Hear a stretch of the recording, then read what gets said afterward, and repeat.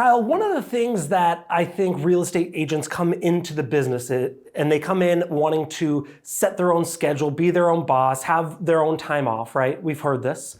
But what also we have learned is a lot of real estate agents don't start off with the skills to efficiently manage their time. I know that's one thing you obsess over. I know that's one thing that we talk about with our team a lot. Today on the podcast, I want you to really dive into some really tactical,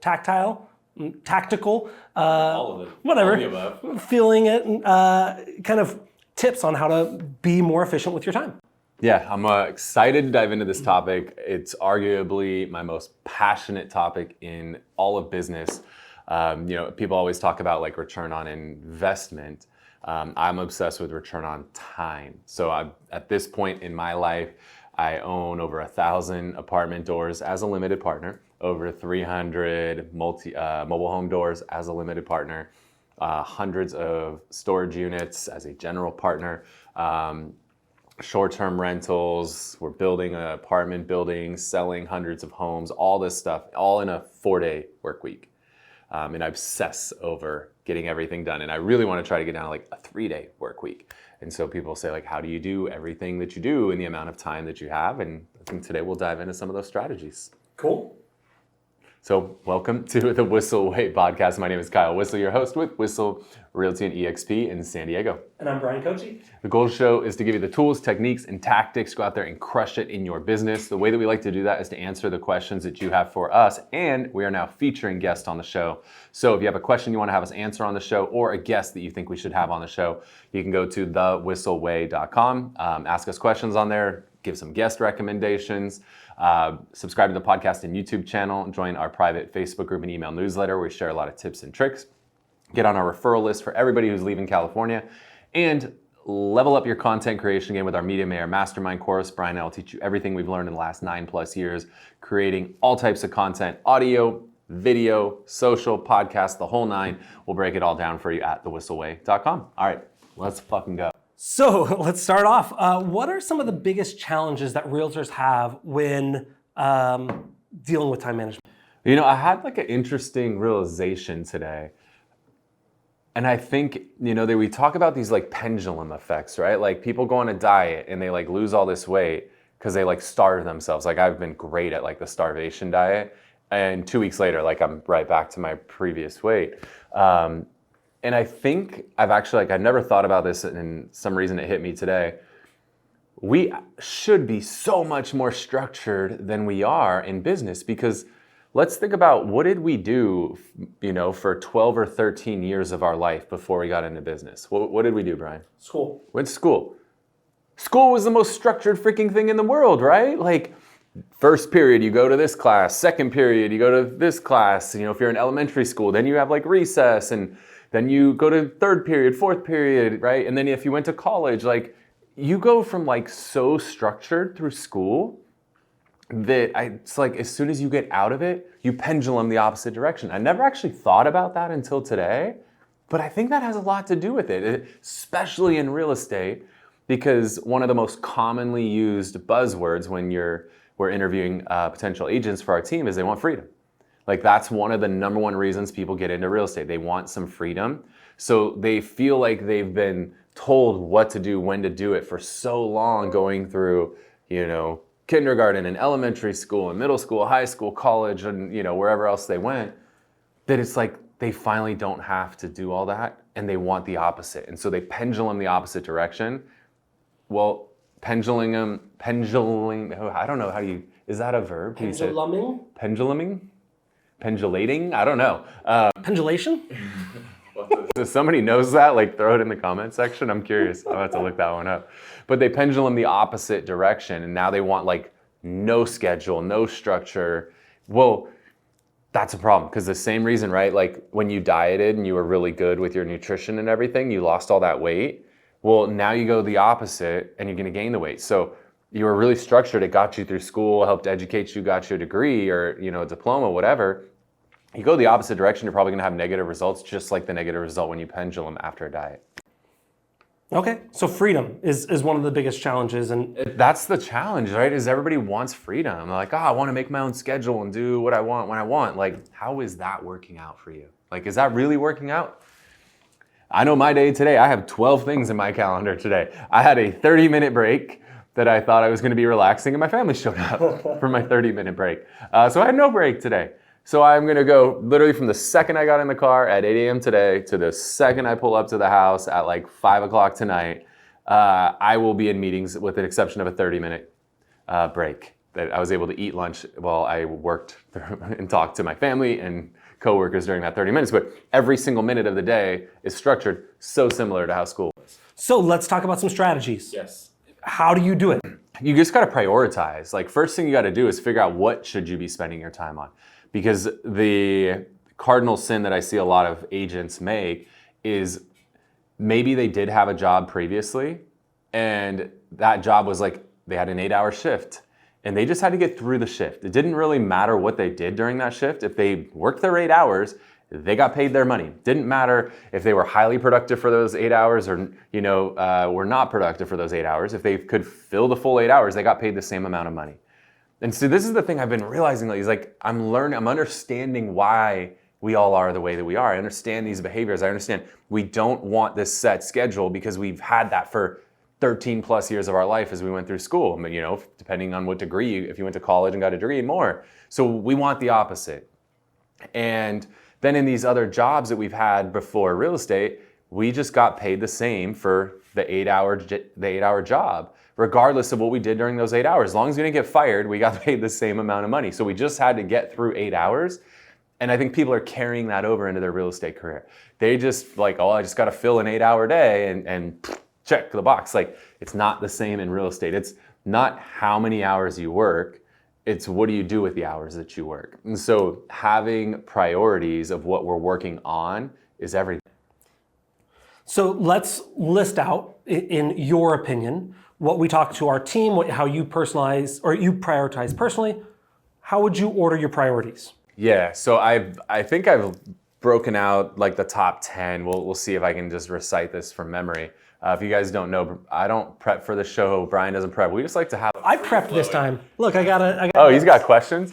I like a free-flowing conversation. Like, that's my jam on a podcast. I'm not a big fan of having like rehearsed. That's just not how we roll. So if you want like that polished thing, like don't listen to our podcast. It's not your jam. Number one and 1A and 1B, family, religion. Like, those are 1A and 1B. Those trump everything. Nothing comes before family and religion, if religion's a thing for you. So those are both number one, 1A and 1B. When building out an ideal schedule, the key is that you cannot replace a number like on the scale of like priorities. You can't replace a higher priority with a lower priority. So I can't take something that's a 6 priority and replace it with an 8 priority. I can't do that, right? But I can do the opposite. If I have something that's a 6 priority, we'll figure out what number 6 is here in a minute. I could replace that with family. I could replace that, like I got a church thing I got to go to, like that's okay. Like, I'm not going to argue with you there, but we can't go the opposite direction. So we can't take, for example, prospecting and replace that with like checking emails. Like, you can't do that. Okay, so an example of going the opposite direction. Now I could replace prospecting with my kid is sick and I have to go pick her up from school. Like that's an acceptable replacement, but we can't go the opposite way. So 1 is family and religion. Yes. 2 is prospecting. Yeah. You will not sell homes if you do not prospect. Now, there's a million different ways that you could prospect. You could go knock doors. You could make cold calls. You could make warm calls. You could go, my acquisitions guy, Till, this guy goes to like 1 or 2 networking events a day. Like, that's his form of prospecting. He is so comfortable. He'll walk in a room of 50 people, know nobody, and he'll walk out of there having met all 50 freaking people. And everybody loves him. They're probably scared to not love him because he's giant. But Till's amazing, right? Like, that's his superpower. So he plays to it. There's a saying that I got a long time ago is play to your strengths, punt to your weaknesses. Till's strength is put him in a room of 50 people and he will talk to all 50 of them. Now, there's plenty of other people, like walking into a room of 50 people is terrifying, right? And they just stand against the wall and hope somebody comes and talks to them. Like, then that's probably not your prospecting. So figure out what works for you. That could be calling attorneys, calling probates, expired, FSBOs, FURBOs, all these things, right? Like, there's a million ways to prospect, but prospecting is for new business. So that is going to be number 2 on the list. All right, number 3, what's after prospecting? Appointments. You got to go on appointments. The way that we make money is going on appointments. And now you'll notice prospecting is actually above appointments. A lot of times people want to like replace these things. Like we have to prospect every day. Like I would almost, some people probably get offended if I called prospecting 1C. So that's why we're calling it number 2. But it wants to push up to number 1. Like it's that important in this business to be prospecting. Like you have to prospect every day, no matter what. Whether you woke up and it's sunny or it's cloudy, whether you had a good hair day or a bad hair day, whether you picked a good outfit or you look fat and everything. Like, I don't care. You have to prospect every day, period. You could have 20 pending, you could have nothing pending. Prospect every day, it has to happen. Appointments, number 3. And then I would say that lead follow-up. So I like a perfect day. We actually have we call it the perfect 10. If you want a copy of our perfect 10, like what should you do in a day to consider it a perfect 10 day? There's an hour of prospecting for new business and there's an hour of lead follow-up. So the difference is prospecting is new business, people you haven't talked to before, trying to open up conversations. Lead follow-up is people that are already in your CRM, you're just doing your follow-up. So you're calling your hots every week, your warms every 2 weeks, your colds every 4 weeks, right? Your archives every quarter, that's your lead follow-up. Also the people that are like, hey, I'm busy right now or I'm going on vacation, call me when I get back. That's your lead follow-up. So you have to have both prospecting and lead follow-up because if you prospect and you don't do lead follow-up, you're never going to convert anything. And if you don't prospect, you're not going to have any leads to follow up with. So you have to do both, 1 hour a day. Now, if you're new and you have no business, 1 hour a day, that's the minimum. Maybe you do 2 hours of each a day, whatever, right? You got to get some business rolling. If you have no business, then you're not doing enough prospecting. Very cool. Number 5. I mean, nothing else matters really. If you just do that. Our top 10 list is 1 through 4. Dead ass, that's all you have to do. That's how you actually make the money in this industry. All the other stuff is just time fillers. If I could just get my agents just to do those 4 things every day, they'd make a lot of money. Now, technically, there's the writing and negotiating of contracts, and you don't necessarily time block that because that kind of comes as it goes. But those are the 3 ways you make money in this industry is prospecting, going on appointments, and writing negotiating contracts. That's how we get paid. So those are what we should be doing. I don't remember my order beyond there because I'm so obsessed with those. But now you're going to have in there transaction follow-up is going to be in there. That's really important. So it's one thing to get your transactions under contract, but you got to make sure they close because you don't get paid if they don't close. And more importantly, you got to make sure that you provide an amazing experience for your clients, which is really easy when you have 1 transaction pending at a time. But God willing, you have 10 transactions pending at a time. You got to make sure that you're giving love and attention to all 10 of those. Because if you sell a ton of homes, but you provide a shitty experience along the way, you're not going to get any referrals. But if you provide an amazing experience to all 10 of those, in a perfect world, all 10 of those are going to refer you at least 1 person. That's your next 10 deals. And there's a saying that we have in our office is the first transaction you do with somebody is always the least profitable transaction because you had all the time to prospect them, you potentially paid for them, maybe you had a referral fee, right, whatever.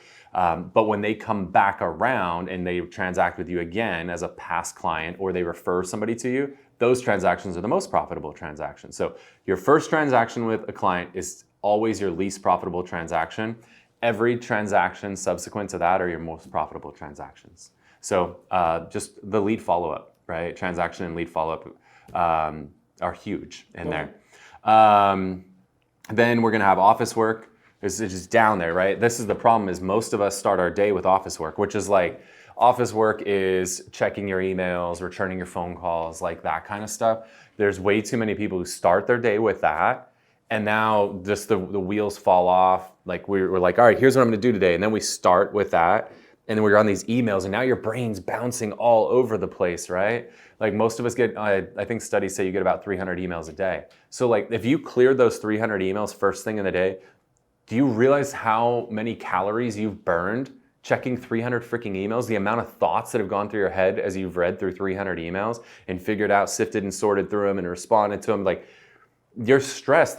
I'm anxious just talking about going through 300 emails. I pay somebody to go through my emails so I don't see all 300 of them. That's why it's so important to prospect first. There's another saying, the phone gets heavier as the day goes on. Just come in and prospect first thing before you start getting derailed and distracted with 300 freaking emails. If you prospect first and then do that office work later, you're exponentially more likely to have actually followed through and done that prospecting. Cool. What other things do people fill their days with that shouldn't be replaced by? Because I'm doing 1, 2, 3, 4, then 5 through 10. Yeah, I'm trying to remember all the other ones. You should have business building in there. You should spend at least an hour a week on business building. So you should take a look at your business. You should have like a P&L and actually be like looking at your income and expenses, figuring out where you're spending money, what's the return look like. Also thinking about your strategy and adjusting accordingly, planning out, what am I doing? Am I doing open houses this weekend? Things along those lines. Now, I would put open houses up there as kind of along the lines of prospecting. I think they fall in there because you are meeting new people. You can't just do open houses. You still have to do more outbound. You should be doing outbound prospecting around the open houses too, rich calling and door knocking and all that stuff. But open houses, I think, are up there. Yeah. You could arguably make them like another line in there. You could make that like 2A and 2B or whatever, but open houses are very important. It's one of our, is and has been top 3 lead source for us forever. We'll sell well over 100 homes this year just from open houses. So those have to be up there. But business building, what else do we have? I actually time block PTO on my calendar. So I actually have like time that can't be touched, which used to be Friday afternoons for me. Now it's Fridays for me. So I went from going to half days on Fridays. Actually, I went to cutting off at 3 o'clock to cutting off at 12 o'clock to just not working Fridays. So I've like slowly worked myself out of Fridays, but like I block that time off in my calendar. PTO is important. You have to take some freaking time off. Way too many realtors take no time off. You need to. You got to recharge the batteries, spend some time with your friends, your family, like unplug for a little bit. It's amazing what will happen. It's really healthy. I don't know why. I can't think of anything else because honestly, like nothing else is important. Like if we're not prospecting, going on appointments, negotiating contracts, like nothing else matters. Yeah, no, I'm trying to think of it, and everything I can think of fits in one of those buckets. Yeah, I was just, that's how unimportant all the other stuff is. Well, then you have things like going on inspections and appraisals and all those like task-driven stuff. All those things should be in the middle of the day. Those should be your things like after lunch before you start going on your appointments in the evening, because that's like the dead time. Nobody's answering the phone. From like 12 to 3, 12 to 4, like that's your dead time. So like that's the time I like to focus on office work. That's when I like to do inspections, appraisals. If I gotta, hell, I'm pretty sure we all are either an Amazon holic ourselves or our significant others are. That's when you get your Amazon returns done. Like you get all those like your tasks, your errands. Maybe you're one of those like a midday workout. Like that all happens in the middle of the day. But that like 8 to 12, like focus on that. If you can win from 8 to 12, like the rest of the day is easy. But also I like that evening, like 4 to 6. There's like a sweet 4 to 7. That's when you should be doing like your afternoon prospecting and going on your appointments. Yeah, especially for people that work during the day. And if you're building out like if you have appointment slots in your calendar and you don't have appointments, what do? Prospect. You prospect, right? Because if you don't have appointments, it means you need to do more prospecting to get more appointments. So anytime, again, you can replace something with higher priority. So if I have an appointment slot and I don't have appointments, I can't replace that with like checking emails. But that's what y'all do, right? Like you're like, I got to get appointments, and you don't have appointments, so I'm like, I'm going to check email instead. Nope, prospect, more prospecting. That's the answer to everything. Like that will answer 99% of your questions and your issues with real estate is if you just do more prospecting. Just do what works for you, right? I have people who prospect via DMs. We were on our Fast Forward Movement Mastermind today, and somebody talked about they called it a DM setter. They have a VA who just monitors all of this girl's DMs and sets her up with appointments off her DMs. I've never heard of a DM setter. It's like it's an appointment setter via DM. So an ISA, right? Like we have ISAs. It's effectively like an ISA that just manages her social, combs through her DMs, finds those opportunities and tees her up with appointments. That's awesome. Yeah. That's a new position I've never heard of until today. Yeah, no, I love that. Let's transition into a little bit, let's make it more tactical for people. Yeah. Talk about some tools, programs, resources, software. What can they do? Now they know, okay, now I know what to do. How do they do it? Yeah, well, I'll give you, these are the 5. I'm going to pull this. So I just did this presentation. I got asked to speak by Tony Robbins and Dean Graziosi at their event. So I'll share these 5 because I gave that group 5. I won't give the same 5 here. Is it going to be like 1, 2, 3 and nothing else matters, just like our last list? All right, so number one, these are like specific systems that you can use for time management. Number one is Calendly. So Calendly is great. You can, if people want to meet with you, you can set up all these like predetermined type of meetings they can do. In-person meetings, Zoom meetings, phone meetings, whatever. And you could offer like 15-minute, 30-minute, hour-long increments. So if somebody wants to meet with you, instead of like going back and forth with your calendars to try to coordinate it, you just send them a link. They go on, say, I need Kyle for 30 minutes via Zoom, or like we use it for podcast bookings. Somebody wants to book me on a podcast, or they want to be on our podcast, like we send them a link, and then they can just pick a time that works for them. It avoids a lot of that back and forth. Huge fan of that. Now, this was actually just like a bonus tip here. So I also focused heavily on time management in that presentation. And one of the things I came up with in there is we need to stop making every meeting in 30-minute increments. Why do we just like default like, oh, how long do we need, 30 or 60 minutes? Why 30 or 60? What happened to 20? Things will expand into the amount of space that you give them. So if you schedule a 30-minute meeting, you'll bullshit and fill the 30 minutes. Guess what? If you scheduled it for 20 minutes, I bet you'd get the same amount done. But here's the beauty. If you go from 30-minute meetings to 20-minute meetings, you can get 50% more meetings done in a day. Because now instead of getting 2 done in 60 minutes, you're getting 3 done in 60 minutes. Like that one little tweak right there can increase your efficiency by 50%. Just getting away from 30-minute meetings and going to 20-minute meetings. Think about that. That's pretty freaking powerful. Next up is Vyte, vyte.in. So www.vyte.in. I'm spelling the whole thing out because people get confused on that one for whatever reason. Vyte, this one is really good. So I own an escrow company. There's like 7 of us that own this thing together. Trying to figure out when we can all meet is a pain in the ass. So whoever initiates it can go and propose 5, 10 times that work for them. And now it sends it out to the other 6 people in the company, and everybody goes in and says, of these 10 times Kyle proposed, I can do these 4.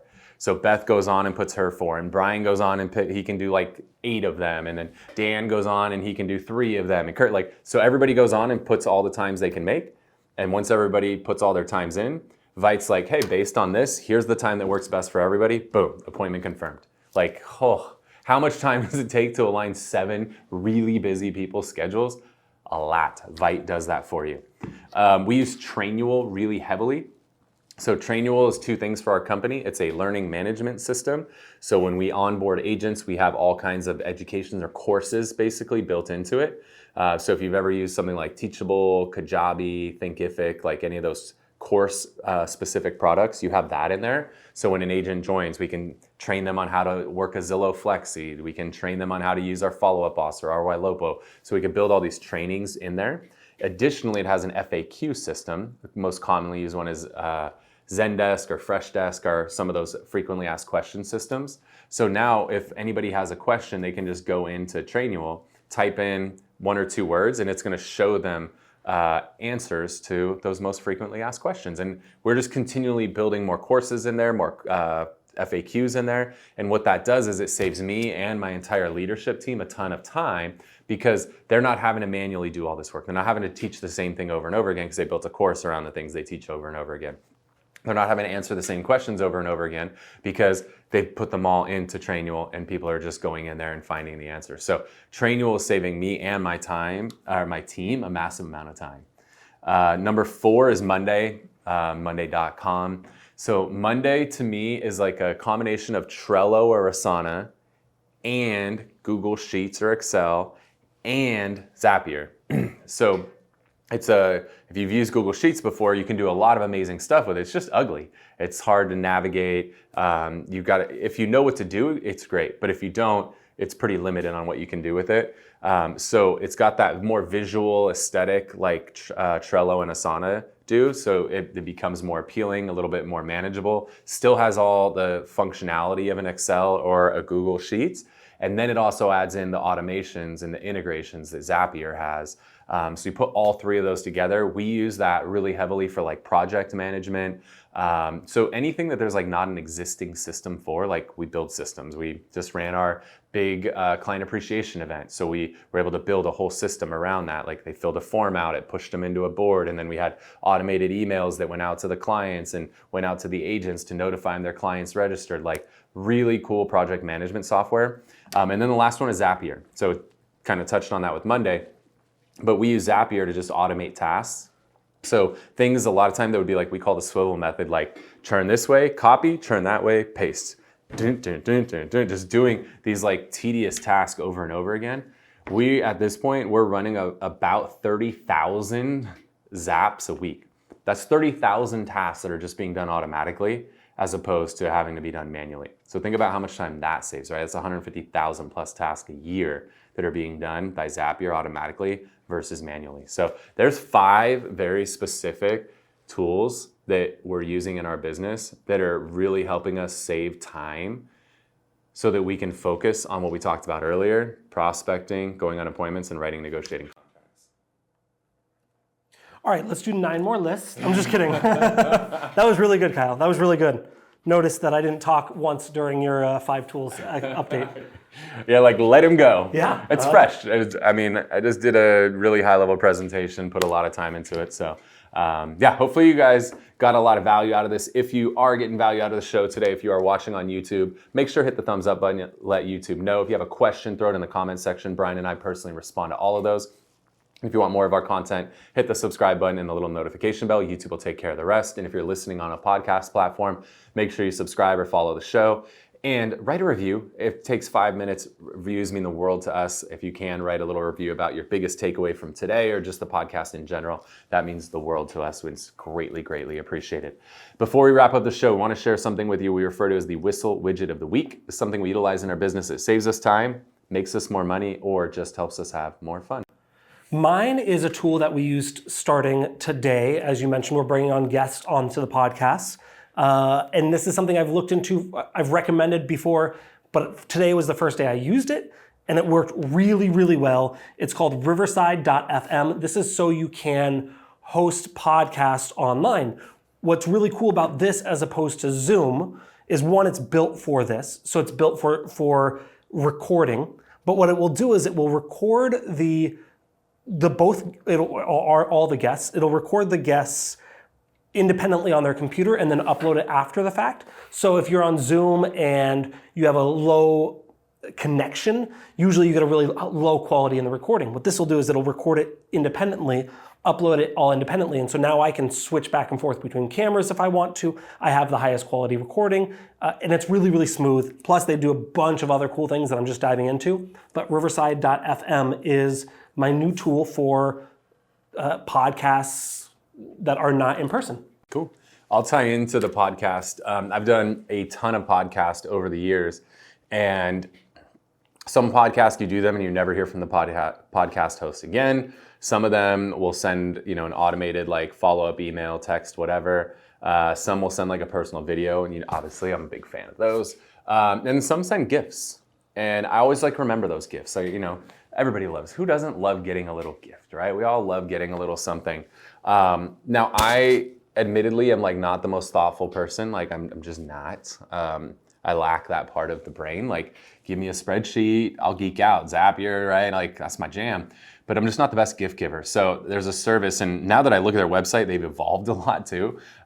These guys have had the .ai at the end of their domain name for like 5 years. They've been in this game for a while. So I use this company for gift giving in a more thoughtful manner. So it's called AvaBot, EVABOT. EVABOT. If you go to avabot.kylewhissel.com, it'll hook you up. You can check it out. But I can just send a quick text message and just say, hey, please send Amy a gift. Here's her phone number. And then it will engage into an AI conversation with Amy, ask her a few questions to get to know her, and then it'll curate a gift and send it out to her on my behalf. And now it's a gift that, one, is like a cool AI experience for, like, we all like to play with AI right now, but now she's gonna get a gift that's gonna be curated based on her interest, as opposed to me like guessing at what to send to Amy. So avabot.kylewhissel.com, you can check it out. But it's super cool software when you just want to send a little something to somebody to show your appreciation, but maybe you're just not good at knowing what to send. So AvaBot's got you covered. So if you want to stay connected, reach out to us on Instagram at Kyle Whissel, at Bryan Koci. We keep it simple on there. Love to hear from you, especially if there's a guest that you would love to have me interview on the show. Somebody you want to learn more about, somebody interesting, whether they're in the real estate space, finance, or anything along those lines, send me a DM. Let me know, who should I be interviewing, at Kyle Whissel on Instagram. Thank you so much for tuning in to this episode of the Whissel Way podcast.